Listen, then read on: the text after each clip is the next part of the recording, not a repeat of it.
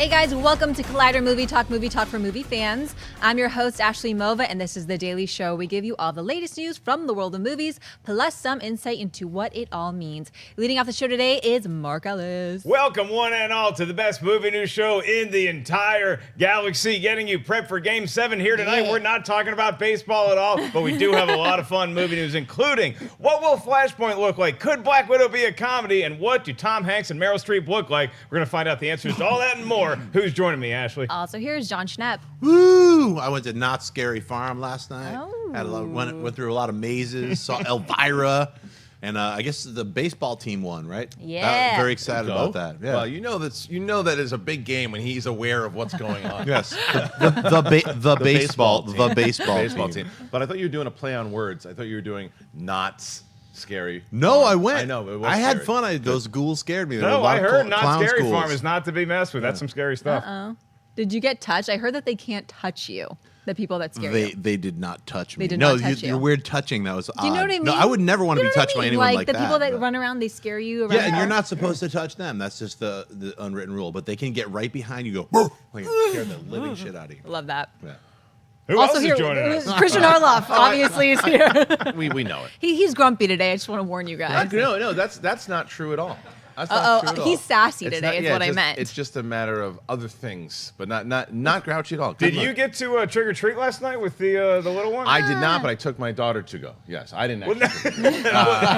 Yeah, I did. It was great. She was dressed as a ninja. She was very excited. And she did good. Made out like a bandit. I always get tempted to do that Jimmy Kimmel thing, but I can't. I don't have the heart to do it. What, take the candy? Well, just say you don't take the candy. You basically you wake up in the morning and you tell them that while you were sleeping, I ate all your candy, and you get the reaction. You send it to Kimmel. I can't do it. I don't have the balls so to do it. horrible. I can't. Because I even messed with her a little bit. I was like, I just ate your candy. She's like, you wouldn't do that. You're not a mean dad. Yeah. I was like, My niece and my nephew, they're each 3 years old, and they live on separate coasts. But my nephew was a wizard, and my niece was Jareth from Labyrinth. And my sister-in-law and my brother, they dressed up. My brother was Toby from Labyrinth, like he dressed up as the baby, and then she was Jennifer Connelly's character, Sarah. So it was a lot of fun. And before we get started today on Movie Talk, I do want to give a quick shout out. I've never lived there, but I've visited New York City many times. Not only is it great pizza, it is the greatest city in the entire world. It is the strongest city in the world. We're thinking about y'all today. We love New York City, and we will be back soon.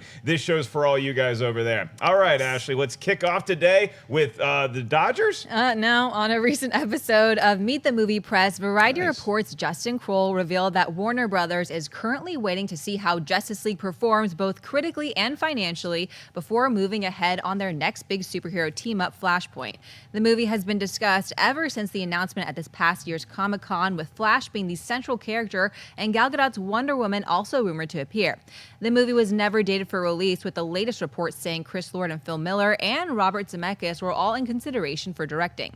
Mark, what do you think about the report of Flashpoint being on hold until Justice League? I think that's a smart business move, because regardless of how Justice League performs at the box office, I think we're going to get a Flashpoint movie for no other reason, because everything we're hearing about Justice League, whether it's the greatest movie of all time in the comic book realm or it's just okay and the Rotten Tomatoes score is middling, I think Flash is going to be one of the standouts of this movie. Flash might steal the show. And so a lot like how when Wonder Woman was great in Batman v Superman, and we were able to kind of careen off that performance into her own movie, I think the same could be said for The Flash, where you might want to see which direction you're taking the mythology. We're definitely getting a Flashpoint movie, so don't worry about that. I just think that here they want to see how Flash responds with the fans and how the fans react to watching the Flash on the big screen to see what direction they want to take that movie. And Kristian, this is smart business sense, because it's a studio holding back until they see all of the landscape before they greenlight a movie, decide on a director, all that good stuff. How do you feel about this Flashpoint news? I think it's a smart move by DC. I think this is what they need to do. I think that you wait. You see, I think that what they did is what a lot of these other studios don't do. When it's like Mummy, or they just announce, we're going to do this movie, here's when it comes out. And if it doesn't work out the way you want it to, even if it's if it comes out completely how you wanted it to, assess. see what the fans are talking about, see how the box office did, decide what kind of budget you want to put into it, decide really what you want to do with it. And I think this shows that DC is making the right moves, because a lot of things too, and I the dopey fans are like, well, here comes Collider, just gonna talk negative about DC. Actually, the exact opposite. I think what they've been doing over the last, it's so stupid. You see the comments. Most of you don't sound like that. Not most of them. No, there are some people that just think that there's an agenda against DC, and those people should be sleeping right now and not watching television. They need their rest more than I do. But my point with that though is that what they have been doing, because regardless of what everyone can say, criticism about Justice League, it might have happened 2-3 years ago, of things that we don't even know if it's too long, if there's problem, whatever it was, because of circumstances. What they have been doing really well over the last year is getting their stuff together, hiring new directors, putting together new projects, not worrying about one particular thing, and they're focused on making good movies. You can hear it in every single report that comes out. You can see it in the casting decisions they're making. You can see they want to get the ship really on course here too. They came off of a great movie with Wonder Woman. I think DC is doing it right. I think DC is making really smart moves right now, and I hope, I'm crossing my fingers. I'm hoping that Justice League is incredible, and I think that we have a good shot that it could be. And I think that when you have this move to wait, that shows. Let's just take it. Let's just see what's going to happen. One movie at a time. That is smart business by DC. I would argue that's a recent development with DC, because they have been throwing a lot of movie announcements against the wall. Like, oh, we're going to be doing this movie and this movie, and now Zachary Levi is cast, and we have Black Adam movie coming out. We have Batgirl, and we have 9 Joker movies. So you would accept the fact that this is like DC maybe course correcting a little bit from throwing all these announcements against the wall and saying, hey, you know what, guys, this time we're actually going to pump the brakes a little bit. Well, I would think that the brakes have already been pumped, or you know what I mean? They've already said that with a lot of the changes that have gone on. I think we're going to finally get, after Justice League comes out, we're going to get that Man of Steel 2 and Batman movie release dates. They're going to plant the flag on the release dates in 2019 and 2020, and they're going to put the release date for Flashpoint. I think what the news is what is Flashpoint going to be? I think the Flash, you're absolutely right. I think Ezra Miller is going to steal the show. All the clips we've seen from him, it's actually the costume has grown on me. This version of this Flash, the movie version, has grown on me. So I'm really excited to see the film and to see what all these rumors and everything we've been hearing about, the reshoots, the new director, all these different things, when it all comes together. I mean, there's a lot of clips that just came out this week, and you could see Zack Snyder's imprint all over the film. So there's no doubt that it's still a Zack Snyder film. I'm just interested to see what they're going to do with Flashpoint. Are they going to use that to reboot the DC universe, or is it going to continue forward? So if Justice League is a giant hit critically and box office wise, they're going to keep moving forward, and maybe everything will be status quo and we'll be able to see all these movies they've talked about. Yeah, but DC also gave themselves a nice little out here in case Justice League isn't the greatest movie of all time, where they said that all these films, they don't really worry about them living in the same universe all that much. So that's why Wonder Woman had the ability to be a standalone movie, and we didn't think about the rest of the Justice League all that much. The same could be done with Flashpoint. Now, whether you're going to use Flashpoint to completely erase everything that's already happened with Justice League is another question, but I think you could at least have a great Flash movie if people respond to Ezra Miller the way that we think they will. Schnepp, do you think that if Robert Zemeckis or Lord and Miller are the two top contenders for who should be directing or who they want to direct Flashpoint, do you lean one way or the other? I'm leaning towards Zemeckis simply because Flashpoint deals with time, travels. Robert Zemeckis has a lot of history with doing amazing time travel movies. See Back to the Future, and I think he's a great director, and it feels like he would fit a lot better than Lord and Miller. So I mean, especially with the troubles that Lord and Miller have had with the solo film and leaning way too towards comedy, that's not what I want to see in a Flashpoint film. Kristian, do you like Zemeckis, who has worked not only with time travel, but with a quick-witted teenager to some degree of success in the past? Or are you going Lord and Miller? I don't know. I'm curious on both. I understand what Schnepp's saying as far as because the solo thing. That anybody, if you're in a position where you hear, you got to take both sides. But to see what they did, you probably go in a little hesitant with them.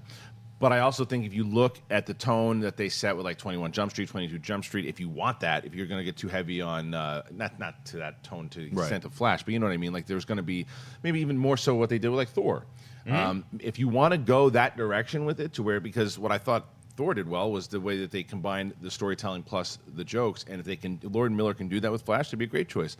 Robert Zemeckis, is that kind of Ron Howard choice. Yeah. He is the guy that he's been there, he's done there. He's also done movies that are not just light and fluffy, whether it's Flight and he's done movies that where he can take some let's say a fluffy premise, but he can really bring depth to characters. He can bring you some classic films. I'd be okay with either, to be honest with you. I would like to see both versions because I think that Lord and Miller doing a movie like this would be very interesting. I don't think it's no, they messed up Solo, so they don't deserve another shot. Of course they do. They're great filmmakers. So we'll see. Yeah, Ashley, if you're walking into the Justice League theater, are you thinking that Ezra Miller is going to be the member of the Justice League that's going to steal the entire movie? I don't know. I'm curious to see what kind of. I mean, I feel like the Flash isn't really a character that a lot of movie audiences are familiar with as much as the other superheroes. So I'm excited to see kind of where this goes, but I think it's a smart move for them to pump the brakes and see what resonates with audiences and then go from there. Yeah, I think people are going to be walking into this theater thinking Wonder Woman and Batman, but I think they're going to be very impressed. And it's going to be a dogfight, in my opinion, to see who do you love the most in Justice League from the newer characters that don't have their own standalone movie. Is it going to be the Flash? Is it going to be Aquaman? Or is it going to be Cyborg? Or is it going to be the other guy who might come back from the dead, who has his own movie, but I wonder if he's going to show up at all. We have hope. Okay, what's our next story? Yesterday, Metro-Goldwyn-Mayer, MGM, and Annapurna Pictures announced that they have formed a new joint venture for theatrical distribution in the U.S., and in doing so, revealed that they will release the highly anticipated Creed 2, as well as worldwide distribution plans for the 25th installment of the James Bond franchise. For MGM, the movie marks their return to U.S. theatrical distribution, while Annapurna, who launched their marketing and distribution arm earlier this year, continues their expansion with Creed 2, now dated for release on November 21st, 2018, with Stallone writing and directing the sequel. Kristian, what do you think about MGM and Annapurna's partnership, and are you excited for Creed 2 to debut next year? Well, the partnership seems to make sense, but as far as Creed 2 coming out next year, yeah, I'm excited. I love that movie, and I think that Stallone's going to direct it, and he directed Rocky Balboa. The other thing that he did, remember, he was hesitant going into Creed. He didn't want to make Creed because he didn't know how you would go on, and then Coogler pitched it the first time, and Stallone really didn't know who he was, and then he saw Fruitvale Station and said, okay, wait a minute, I changed my mind, let's do this thing. And then Stallone, obviously, Stallone is a lot, for and all that stuff. He's a really smart guy. Yeah. He's a really smart dude, and he's a smart business guy. And while he was on set, and while he got the accolades he did for that performance, don't be surprised at 72 years old, how much he probably learned from Ryan Coogler, who is like in his early 30s. Sure. I bet that there's so much that you see of Coogler's particular style that Stallone adapts, and I hope that he does. And I think that Stallone obviously knows the character, he knows where it goes. Stallone is also always ready to take chances and choices with the character. Remember, in Rocky V, Rocky was supposed to die. He was going to do that. There were other things that he was going to try to do. So I like the idea of Stallone directing, and I'm hoping Coogler will come on as a producer and they can work together in some capacity because I know Coogler's busy. But the fact that it's coming out next year, sign me up. Yeah, Schnepp, I'm going to give you some other movies that are going to be distributed according to this deal. One of them is going to be Eli Roth, the reimagining, if you will, of Death Wish. It's going to be starring Bruce Willis. That's going to come out earlier in 2018. And then we also have a musical comedy, Valley Girl. We have the My Family movie, Fighting with My Family, which is about the WWE true story of Paige TM. What is that? Is that who that is? It's got Vince Vaughn, it's got The Rock in it. It's getting a lot of buzz right now as far as the script goes. So then you also have Nasty Women, which is starring Rebel Wilson and Anne Hathaway, amongst others, which is kind of a reimagining of Dirty Rotten Scoundrels. You see this coming out in 2018, not to mention Creed with its, I guess now classic Thanksgiving release date for 2018. What gets your blood going? Wow. Well, I mean, Dirty Rotten Scoundrels is one of my all-time favorite comedies, so it'll be interesting to see what a new take on that storyline will be. Just flip-flopping the roles, probably two ladies and a man instead of two men and one woman. So, boy, did Coogler write Creed 2? Creed 2, I'm not Stallone sure. Is Stallone. That's Stallone's baby. 100% Stallone? Yeah. Well, I mean, I really enjoyed Rocky Balboa, and I felt like that was like a kind of a good ending. So when I first heard about Creed, I was like, oh, no, what are they doing? They're just trying to milk the franchise or whatever. And Creed was definitely a brand new start. So I feel like for whatever reason, Stallone wants to get back into the ring, so to speak, and like write and direct this movie. I'm sure he's got a story to tell, so that's got my interest up. Obviously, the Terminator doesn't even come out for another year and a half. But that's the big one with Annapurna that I'm most excited about. Tim Miller. What an incredible director. Yeah, you've been championing that one for when you were there, right? Yeah. I mean, and like his company Blur, they're like all super effects nerds, and like the whole film is already storyboarded. So, and that James Cameron is there on a daily basis. Like either by the phone, he comes in once a week. That to me has got me the most excited. Bond 25. I hope they can do something cool with that. So because I wasn't a big fan of Spectre. Yeah, we don't have a Bond 25 release date yet, but it's nice to see MGM getting back in the United States distribution game. They've been one of the old-timey studios for a long time here in Hollywood. Ashley, I give you the list of movies, the partial list in 2018 of what this is going to be. You got your Death Wish, you got your Creed 2, you have your Dirty Rotten Scoundrels remake, Nasty Women. Any one of these that you got your eye on? I'm so excited for Creed 2. I love the first Creed. I guess I didn't really have any expectations for it because I didn't really know what to expect, but I loved it. But what I'm curious to see is how much of the original cast will come back, because I looked at their IMDb page and it is so blank. It is so blank. It just said like, I think like one of the characters is rumored to come back. Well, you get Michael B. Jordan. You'll probably get, I mean, I hope you get Tessa Thompson as well. You might not. I mean, look, the thing is with that, you could or could not. Yeah. I mean, I love Tessa Thompson in that film, and I thought she was great, and their chemistry was amazing. You don't necessarily need her in the movie. She could be like the new Adrian. Rocky needed an Adrian. Yes, but what I mean is, it's not like if she decided she didn't want to come back, it wouldn't be like, oh, like Michael B. Jordan doesn't want to come back, no movie. But like he's really the only one that you definitely need, and Stallone obviously. You need those two. It would be great to have her back. But there's somebody else you need. There's Drago. Somebody else you need. Drago. You're damn right you need Dolph Lundgren, as some people are fond of calling him. Dolph Lundgren, who played Drago, he's got to be coming back, because Stallone's been teasing us with this. He wrote this thing in his great part form, and we don't know what he's going to factor into the movie, but we could get to see Creed in the ring against the Drago's son, maybe. Wow. It's rumored. Russia's current. I don't know.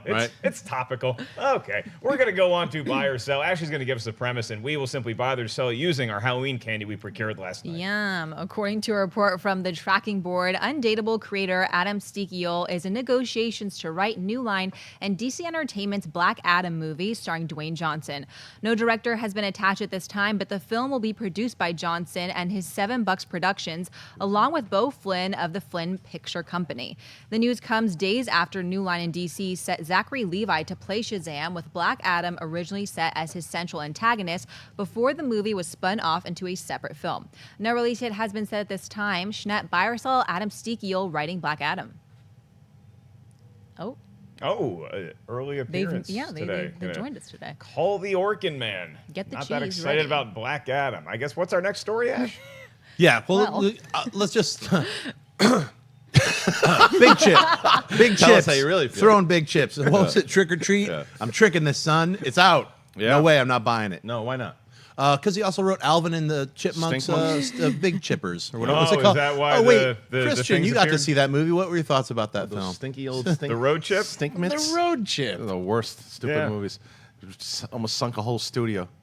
You act like Dave in the Alvin and Chipmunks movie, where you're just so tired of the Chipmunks. Like, if you're Dave, you hate your Chipmunks that much, set them free. You just take them back to the woods. Or give them to, feed something with them. Oh, No? went dark. All right. So why are you not excited about Black Adam, other than the guy from Alvin and Chipmunks doing the writing? That's the only reason. Yeah? Yeah, I mean, because I feel like when you hear the announcements for these films, you're sort of like, oh, cool, they've got Black Adam waiting for Shazam. Then they get, I think, a really good director. Sandberg's a really good director. He's a horror director, but that doesn't matter. We've seen that work great with Doctor Strange. I mean, there's people who can like transfer from horror, people can transfer from all these different things to make really cool action superhero films, whatnot. But with Black Adam, I kind of don't know what I was expecting, but I don't want it to be a comedy.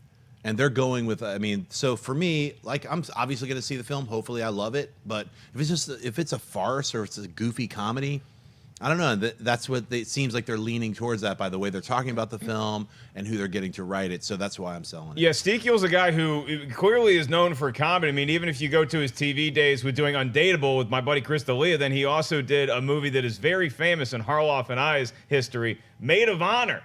He wrote that movie. Remember, we saw Maid of Honor opening day because we had already seen Iron Man and we had to go see and review Maid of Honor. Your memory is a lot better than this whole thing just blends. My therapist and I work on things that I repress. He also did do the Alvin and the Chipmunks movie, and then he's written We're the Millers 2, which has yet to be released. He worked on Due Date as well with Robert Downey Jr. and Zach Galifianakis. Yeah. So, Kristian, we know The Rock can do comedy. We know that he has that in him, but is this the right pairing in your eyes?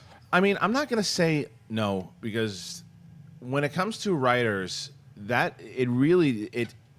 shift goes towards the directors and the producers on this, because what the writer has to be able to do is take, in a studio film like this, has to be able to take notes from the producers and the producers and the director, and really get the version that they want. So it's on them, it's not on the writer, really, because like if he did something, if he had a pitch in the room that they said, okay, this is what we're going for. Now, you might not like what they're going for, and that's a valid point, but if they're going for a particular thing that this guy gets, then he might be the right guy for the movie, because to the same argument, you can't really blame the stink monks on him, because that's what Sony wanted. They wanted that garbage, and they asked him, hey, can you keep putting out garbage? And he said, sure, here's a hot plate of garbage. And they said, congratulations, that's exactly what we wanted.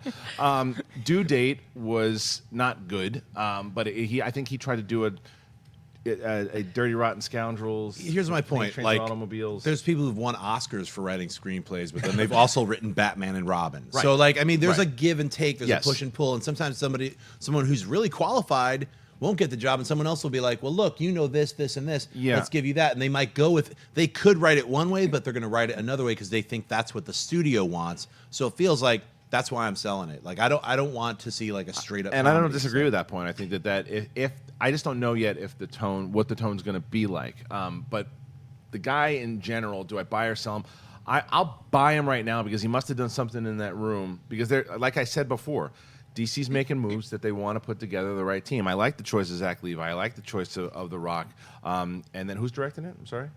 Did they say it? Which one? The Shazam. Did they say it? There's no Yeah, it's Sandberg from Sandberg. Lights Out. Yeah. I like Sandberg also. So, I mean, I like the choices so far. So if all of those guys sat together, said this is kind of the tone of what we're going to go for, I'm going to buy it for now, because I trust the team that they put together. Yeah, I mean, I'll give it a hestant buy, but I really agree with Schnepp, is that there are people who have won Oscars and also written bad material, but they also have won Oscars. Right. And Sztykiel clearly hasn't done that yet. But I do appreciate the pick, simply because we've seen this work in comic book movies in recent history, where people known for their comedic writing background have been able to cross over and do some serious and dramatic stuff. I mean, you look at the Russo brothers, who would have guessed they could have pulled off something as serious and thriller feeling as what they did with Captain America Civil War. So I think that adds a lot of credibility to anybody who has a comedic background to be able to transition to something a lot more serious and dramatic, which is what the character of Black Adam is, because he's a very scary and serious villain.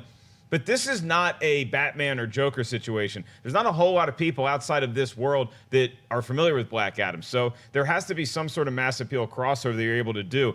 Certainly, Ashley, The Rock is the right guy for that job. Do you think that he's going to be able to handle all of the comedy and then maybe dramatic, serious notes that this script is going to require? Yeah, I guess I have a different perspective, because as someone that doesn't know the history of Black Adam, I don't need to see this in a certain light. So when you guys were so mean about Due Date, I thought Due Date was hilarious. It's got its moments. It was funny. Due Date made me laugh. I Okay, it didn't made hate me it. giggle. It wasn't bad. So I'll be the asshole in the room. I thought it was funny. Stinks. The Anyways, ending's great. The 2.5 Men. So when you got a writer that obviously has a background in comedy and combining it with someone like The Rock, I'd be down to see a funny movie, but I don't have that same expectation for Black Adam. So I think The Rock is funny, and I'm down for And that. I'll temper it with this. I mean, obviously, the Russo brothers and Taika Waititi come from a comedy background, and we've got some amazing films out of them. I mean, especially with the Russos. But I mean, Thor Ragnarok, even though it's a comedy, works really well. If they're going for that, then I might, obviously, as we move forward, I will retract Mark, my why are you laughing? outward hatred. Because there's a very loyal member of Movie Talk that participates in the chat.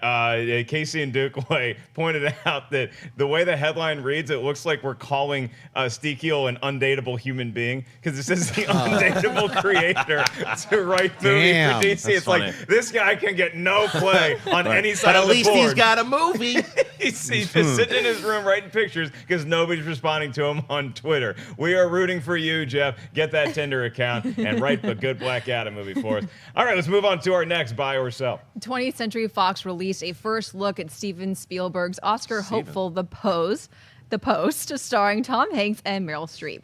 The Oscar winner put the film together quickly in order to get the timely story in theaters. The drama tells the true story behind the release of the Pentagon Papers in 1970s, in which the Nixon White House fought to prevent them from publishing internal memos that revealed Nixon's administration had lied to the American public about what was really going on in the Vietnam War. The movie is set to open in theaters on December 22nd, just in time for an Oscar campaign. Mark Beyer saw the first look at Spielberg's The Post. Well, it is past the first test for me, and that's the eye test that I feel like I'm in an early 1970s newsroom. So you see Hanks in there, you see Streep in there. Everybody looks like they're from that era. Steven Spielberg, I think it might be one of the good guys for the job because he was around during that era when there was a lot of tug of war between what was able to get out, what the Post wanted to put out, what these reporters dug up, and whether we can actually publish this information. So Schnepp, to me, this is a buy on the picture, but I'm also a big fan of what this movie could be because it speaks to a lot of what's currently going on in politics. And then you also just have an incredible true story done by one of the masters of his craft, which is Steven Spielberg. Yeah, I mean, this rings out like All the President's Men. It gives me like flashbacks to a lot of like newspaper coverage of people who broke stories, and then the suppression from the government and the lies and the trickery and maybe the kind of world we live in right now. It's kind of interesting that they're going to come out and put it out in December, and that Steven actually like pushed to get this made first. He put a couple other films that he had in the pipeline. He pushed those back just to be able to make this, and also to get Meryl Streep and Tom Hanks. So all-star cast, and I'm really intrigued by I can't wait to see it. Kristian, you ready to give this movie an Oscar based on that picture? Oscar, no, but I'll definitely give it a buy because this is what Steven Spielberg does. He'll do a movie like Ready Player One, and then he'll do a movie like this. I mean, are we going to get something like he's saying, All the President's Men? Are we going to get Spotlight? We don't know. But it looks like it's going to be pretty interesting. You've got mega titans in the two leads, and you got Spielberg.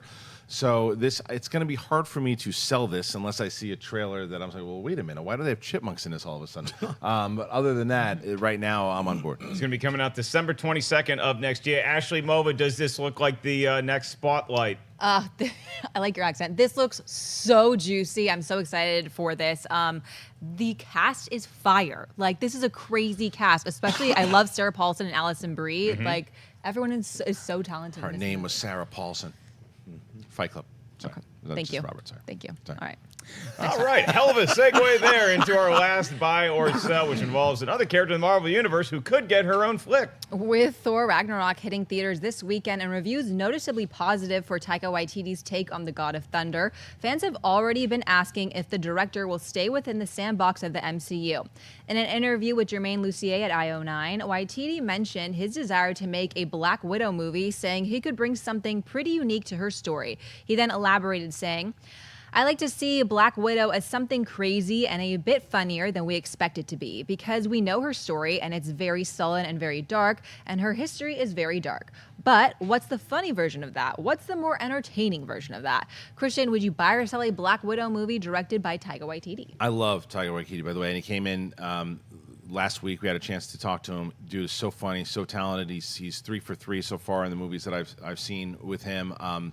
I'm going to sell this. I'm going to sell this story because I think that I'm sure he would make a good movie. I'm sure he'd make a really fun movie. And to be fair, I went a little hesitant about Thor being over comical, but I think the difference there is that the comedy in Thor works because Thor has kind of progressed into a funny character.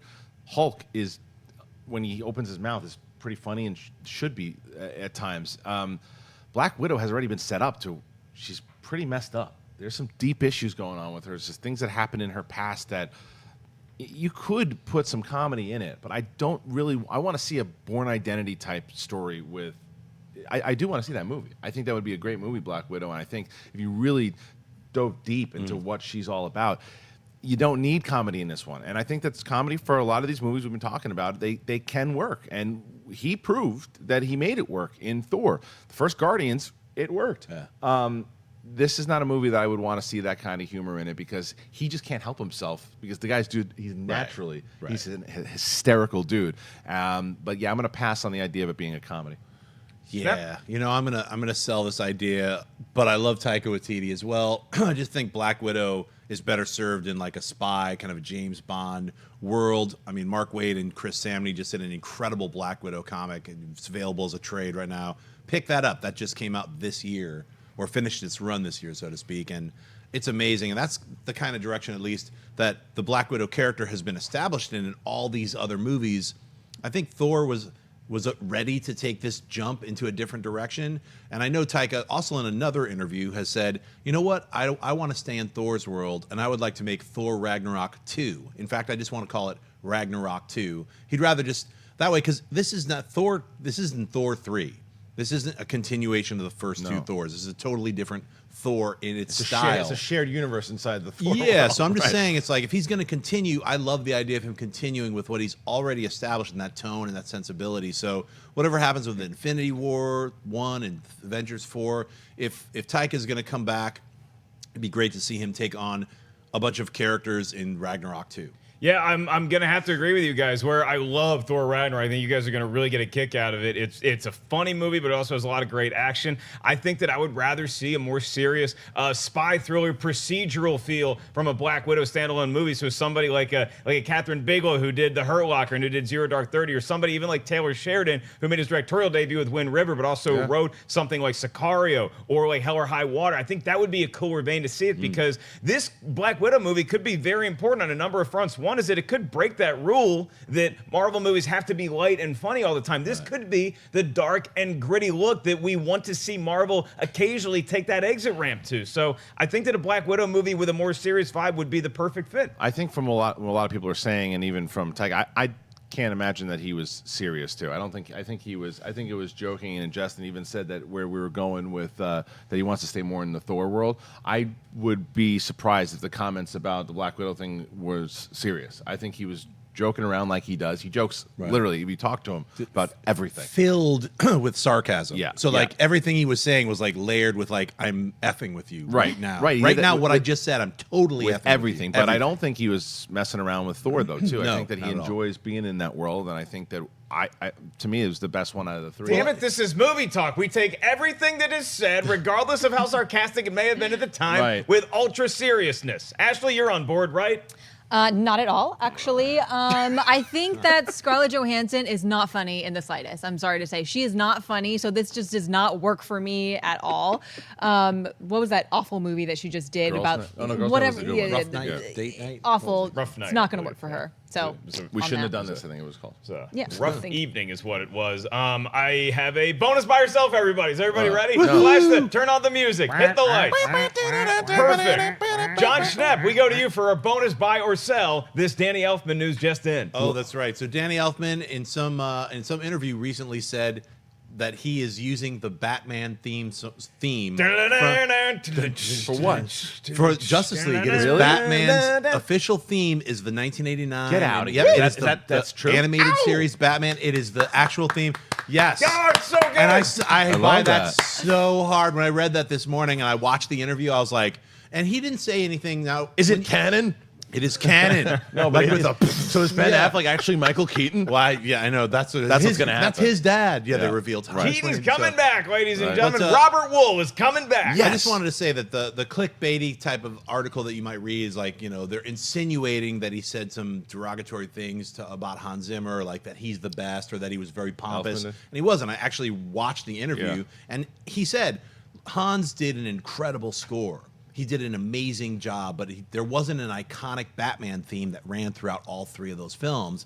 There's only one Batman theme. And he's absolutely right, at least in my mind, as far as that Batman and the Batman animated series. That's what I wanted to hear this whole time. And to know that that's what we're going to get is fantastic. Well, what I'd like to say to Danny Elfman is, you are my number one, a guy, but I... Oh, that music is so good. I'm so excited about this news. If Danny Elfman just wants to do like a greatest hits for every superhero, you want to go back to the John Williams score for Superman, you have my permission, good sir. Now I'm so much more excited about Justice League, if this is in fact true, in a mere matter of weeks. Oh, it's going to be tasty. Speaking of tasty, we have a brand new series that is debuting today, November 1st, here on Collider Video. The top 50 superhero movies of all time has officially launched. The first installment is now up on Collider Video, and that is the Honorable Mentions. So you're going to see the title of that, and that it's Honorable Mentions. So these are the movies that didn't quite crack the top 50, and it's already going to get you talking, is what I will say nicely about that. We have a new Heroes that's going to be up later on today. A Stranger Things 2 season recaps, as well as the Thor Ragnarok spoiler-free review. We'll have plenty of spoiler material for that as the week goes on. A new Schmodown dropped yesterday between Miss Movies Brianna Chandler and Mike Kalinowski, so check out that match. And don't forget to watch Awesome Tacular every Friday on Go 90. Let's move on to Mailbag, and before we get to that, I will remind you guys to tweet us at Collider Video. You can email us anytime, collidervideo@gmail.com, to get your question read, like what's about to happen. Ralph Terry writes, "Hello, Collider crew. Thanks for all the content that you produce. I wanted to ask, sometimes the Academy will nominate an actor/actress for their final role upon their death if the performance is great. So with all the buzz that Star Wars The Last Jedi is receiving before it has been released, what do you think are the chances that Carrie Fisher could receive an Oscar nomination for Best Supporting Actress for Princess Leia? And the better question is, if she is, what are her chances of winning?" I would love nothing more than to see Oscar nominations for everybody involved with The Last Jedi, and most notably for obviously Carrie Fisher, but I don't really look at somebody tragically passing away as a way to just give them an Oscar nomination or a win. I think that if you look at the example of Heath Ledger, and that's a template for him winning as the Joker, I think that he earned that dead or alive, and I think that The Last Jedi does have a lot of buzz around it, but it is impossible to know from the very limited amount of footage we've seen from that movie if Carrie Fisher would be in the running for a Best Supporting Actress or Best Actress Oscar. Although, Kristian, I would love nothing more than to be watching the ceremony and see them award her a statue. Sure, but this is impossible to predict.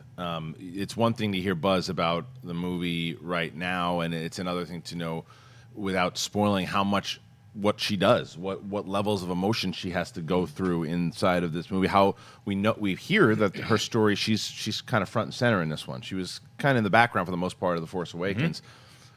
You know, it looks like even the couple shots that we get of her, that there's going to be a connection with her and with Kylo, and more is going to be further with that story. Maybe she'll be grieving with the loss of her husband. You know, these things we're going to find out, but impossible to say, as Yoda would say, what the future is. Don't know. I think Leia's going to get over Han like that, personally. I think she's going to. Nice. There's another train coming. You're going to be just fine. I don't think that's John nice. Schnepp. Yeah, like I agree with Kristian. It's literally impossible to predict this kind of stuff. I mean, if you look just back at the last Jedi. Not The Last Jedi, the last 7 Star Wars movies, Mark. I mean, how many were nominated for any Oscars? Normally, it's a special effects Oscar, and that's, I mean, because the Star Wars films aren't known for the, giving the actors the biggest performances and the ability to, emote so much. So, I mean, if anything, if there was a big if, she would be nominated, it would be for a supporting role. But, I just want to see the film first. So, yeah, I think that, love to see it. Let's see the movie, and then we'll start talking. We'll have plenty of time to talk about The Last Jedi when that movie comes out. We are going to move on to live Twitter questions. These are live Twitter questions that have happened as we speak. So, Ashley, are they good? Yeah, they are. Terry Frost writes, over under 120 million for Thor's opening weekend. I think over with 135 million plus one bag of candy corn. Well, I do love me some candy corn, so I'll go large corn. Then I'll have a little bit of leftover Halloween corn. I'll be seeing Thor Ragnarok this weekend for my second dance with it. I don't think it gets to 120 million, though. I think it... I want to say it cracks 100 million, but I don't think it's going to quite get there. I think it's going to get to about 85, 90 range, so I will say $87.8 million domestically for Thor Ragnarok. John Schnepp. $104 million. Yeah, that's a good prediction. Either one of those. If it hit that, I wouldn't be surprised. Yours, I wouldn't hit because you're a freak of nature when it comes to that stuff. So I'm going to go... The Oracle. I'm going to go 95. I think 95. I think we're all in the same ballpark. Though. Okay, meeting us halfway, not really being committal to Schnepp or myself. No, I don't like you. Whoever gets one will get one of these tasty almond joys that happen to be left over in the office, like thousands of them that nobody wants. It's a taffy, the Laffy Taffy. Someone's got to throw those out. I'm going to be. I'll do a Laffy Taffy all day long. I love them. I'll enjoy it. I'm saying I eat all of them. I just can't stop Really? eating them. Yeah. Ashley's going to eat all these almond joys. I as am. far Those as are I know. delicious. Yeah. Those are delicious. She's evil though. Yeah. I don't do the I don't do the coconut in You guys don't like candy. almond joy? I love Coconut almond joy. is good just as like coconut, Delicious. not delicious. mixed with I don't need you to things. brag about it though. Are Oh coconuts my fruit? gosh. Because I don't mix fruit with pleasure. Oh, well, you stop mixing. Yeah, not an almond joy, not a man's guy at all. Ashley, do you think that Thor Ragnarok could top $100 million? And I'm who will gonna star in the go- Almond Joy movie? I am going to. And it's going to be me eating all the almond joys in the office. I'm going to go under. I'm not a betting girl, but I think I'm going to go under. I am going to see it this weekend, though, so I'm going to contribute to that box office. All right, she's contributing to the box office. She'll probably be purchasing some sort of disgusting coconut treat at the concession stand. And we have another Twitter question. Okay. Brendan McKenna does his own version of like F, Marry, Kill. Cool. He writes, Man of Steel, Wonder Woman, Dark Knight. You have to erase one totally, only watch one once more, and give the other an Oscar. Oh, if you wouldn't have thrown the Dark Knight in there, it would have been harder. Right. Yeah, Dark Knight gets an Dark Oscar. Knight I gets think the we all Oscar. agree. It's between Wonder Woman and Man of Yeah, Steel. I'm killing. As soon as I heard the question, I knew I was killing Man of Steel. Not a bad movie. I enjoy it. I liked it better upon repeated viewings, but I'm definitely keeping Wonder Woman and The Dark Knight for some measure of repeated viewings. It's just it's hard to not give it to The Dark Knight as far as an Oscar goes, because that is considered the greatest comic book movie of all time. If it was Batman Begins, it'd be a no-brainer. With The Dark Knight, I have a little bit of hesitation because I really like Wonder Woman, but I think that the sands of time will determine that I watch Wonder Woman and then I give a Oscar to The Dark Knight. It's very hard for me because I think that Superman's my favorite of all time, and I'm one of the people who actually I really like Man of Steel a lot. I think that it's this we're talking about the score. Same here. You know how I can edge you towards what my opinion Yeah. is like saying, well, look, there's already Superman the movie that established. That's Superman, true. And and Superman Wonder Woman 2. is the first of. So Superman and Superman 2 is kind of like you get that double dose Superman. And though I love Man of Steel, Yep. like if I have to like be like, look, if you can only have one, you've got Superman, you've already got Batman winning the Oscar. Keep Wonder Woman. Watch it one more time. You won me over. He's absolutely right because if I know I have Superman and Superman 2 and I have Zod, Terrence Stamp's Zod, Right. then I'm okay losing Michael Shannon's Zod. So I think you're absolutely right. There's only one Wonder Woman movie, so the Dark Knight is the Oscar winner for sure. Right. I would watch Wonder Woman, and unfortunately. And what a horrible question. Thanks Yeah, a it lot. for making us I choose am like this. so proud of you boys for finding a loophole in that question. was great. Well done. Oh, that was Well all done. Schnepp. Nice fishing. Let's do one more Twitter question. We'll Ooh, call it one a day. more. Okay, And then we'll okay, go bird okay. watching. I'm going to go with an OG. Bazinga guy, and he writes, when do you think we'll see a Netflix movie nominated for an Oscar? A Netflix movie nominated for an Oscar. It's gonna be a minute. You look. You're throwing. You're getting more shots on goal this coming year. With stuff like The Irishman, with Scorsese and that De Niro and Pesci and Pacino with name brand talent. So I think The Irishman might be like the next step forward. I don't think it's gonna break that glass ceiling. But I would say let's assume that Netflix stays the top dog and they're making a bunch of original content in 2018. Doesn't look to be stopping anytime soon. So I would say over under for you guys, 5 years before we see a Netflix movie nominated for a Best Picture Oscar. Under. Yeah, under. Okay. They're exactly what you said. They're firing off shots, and I think that look, Adam Sandler's coming in hot. I'm just kidding. But we got Martin Scorsese. There's all these other movies. The Idris Elba movie, Beasts of Southern Wild, Yep. for a couple years ago. That almost Beasts made of No Nation. Beasts of No Nation. Sorry. And I just combined two different Right. movies. Both good movies. Both good movies. But this is a movie that I think. This is a question that I think absolutely could happen with streaming, and it's going to show because they're changing it. And remember, they always put Irishman's going to get going to be released in 5 theaters somewhere. If it's not The Irishman, I think that it'll definitely happen within the next couple of years. Yeah, Maybe 2. for sure. In the next 2 years, what I think, because as Amazon and Hulu and Netflix start to release theatrically, they have the power to be like, look, you can go see it in the theater to get those awards nominations, get that buzz in the movie theater, and then literally 2 weeks later, even a month later, they're like, now, and then people who subscribe to our streaming service can now watch it. So it's like, oh, I might wait 1 month and not go see it in the theater. And then, most people have the 3 channels, which is like ABC, NBC, and CBS. UPN is coming in 2 years. What is it? The It's UPN Disney. Yeah, that's the one. It's like, what's up, man? They got all our money. I was talking about that. Anyway, that's bye. Sorry. Ashley, you got under 5 years? You guys, I thought you were going to say closer to 10, which is what I'm thinking, because the Oscars already has such a tiny bubble of the types of movies that get nominated. I can't expect a Netflix movie to be nominated when you can't even like nominate a comedy kind of movie. That's not fair though, because I think that Netflix also puts out a lot of hard dramas, and I think actually the argument is against that point, because you look at what Netflix does.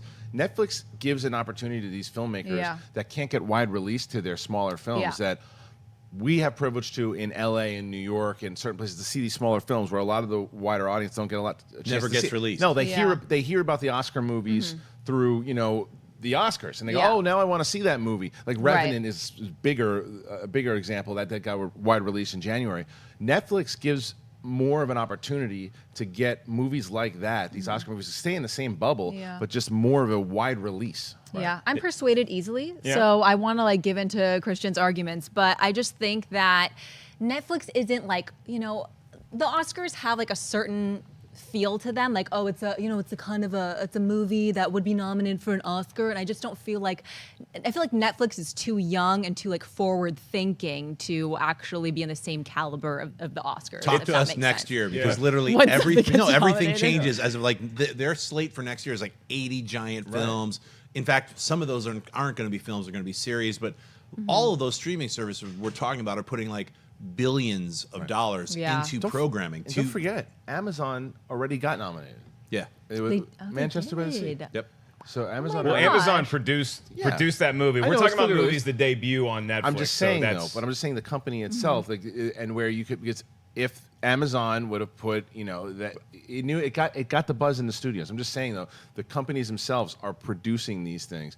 Netflix, as a production company, going off the argument of that Netflix only skews young, well, Amazon could be seen that way too, but they produce the movie. Amazon has a lot of tentacles. I mean, they produce that with partners. I mean, if you're looking at a movie that debuts on Netflix and then has like a 5 theatrical release just to get consideration, I think it's going to be a few years before you see that. And then in 6 years, we're actually going to be watching the Oscars live on Netflix. So it's all changing, kids. Get with the times, you hear? Thank you to everybody for joining me today. For Ashley, Kristian, John Schnepp, everybody behind the camera, my name is merely Mark Ellis, and I will see you guys right here tomorrow on Collider Movie Talk. And make sure you subscribe to the channel, like, comment, do all that stuff, and check out, once again, the top 50 superhero movies videos. I'm literally about to tell them to like and subscribe right now. Right over there. Wait, okay. what is what's happening? No, it's going to do it. It's going to happen. It's going to happen. Yeah, there it is. Hey, everybody. Mark Ellis here. Thanks for watching this episode of Collider Movie Talk. You want to watch more? Then click up here, or you can click right here for more great content from Collider. And if you haven't subscribed to Collider Video, do so right now and share this vid with your friends. Thanks for watching.